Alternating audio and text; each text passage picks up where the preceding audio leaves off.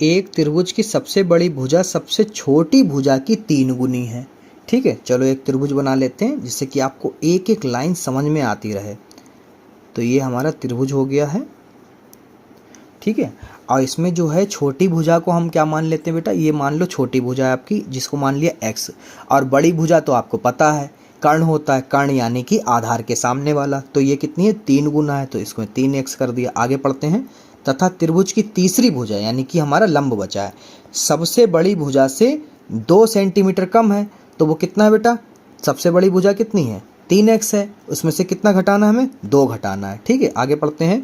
तीसरी भुजा की न्यूनतम लंबाई ज्ञात करनी। न्यूनतम मतलब कम से कम, कम से कम के लिए कौन सा सिंबल लगेगा, ये वाला। ठीक है, जबकि त्रिभुज का परिमाप न्यूनतम कितना दे रखा है, 61। न्यूनतम कितना दे रखा है, 61। तो इधर भी कौन सा चिन्ह लगेगा आपका, ये वाला। ठीक है, तो चलो आगे बताते हैं आपको हल करना। इसमें लिखेंगे माना, ठीक है, माना त्रिभुज की छोटी भुजा बराबर x सेंटीमीटर है। ठीक है, आगे हम लोग लिखेंगे त्रिभुज का परिमाप बराबर होता है बेटा सभी भुजाओं का योग। सभी भुजाओं का मतलब जितनी भुजाएं दी उनका योग, सभी भुजाओं का योग। ठीक है, अब ये आपको दे रखा त्रिभुज का परिमाप कितना बेटा, 61। कितना है, 61।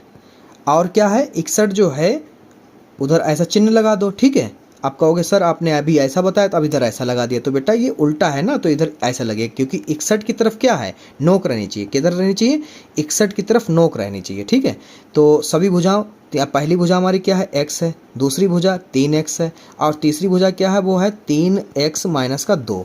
ठीक है, अब देखो 61 less than and equal to, इसमें हो गया 4x, ये हो गया, इसका ब्रैकेट ओपन कर लो, 3x माइनस का 2। 61 less than and equal to 4 3 7x minus का 2। अब इसको कर लो हल। क्या करो, यहाँ पर देखो 2 जो है ये माइनस का, क्या करो दोनों तरफ जोड़ दो। तो यहाँ पे लिखेंगे दोनों पक्षों में 2 जोड़ने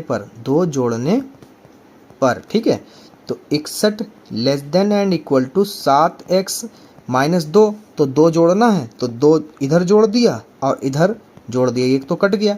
ठीक है, यहाँ पर आगे हम लोग हल करेंगे तो ये इधर 61 और 2 हो गए 63 less than and equal to 7x बचा। अब क्या करते हैं, 7x गुणे में है, 7x अपना गुणे में है, तो क्या करते हैं, भाग करते हैं। तो यहाँ पे लिखेंगे दोनों पक्षों में 7 से भाग देने पर,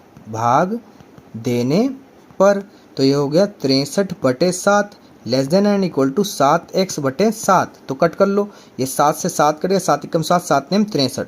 तो यहाँ पर 9 less than and equal to x। अब इसको सीधा करके लिख दो। ठीक है, तो ये क्या हो गया, x की ग्रेटर देन है, तो x की तरफ मुंह खुला है तो x की तरफ मुंह खोल दिया। अब 9। ठीक है, ये आपका ना आया।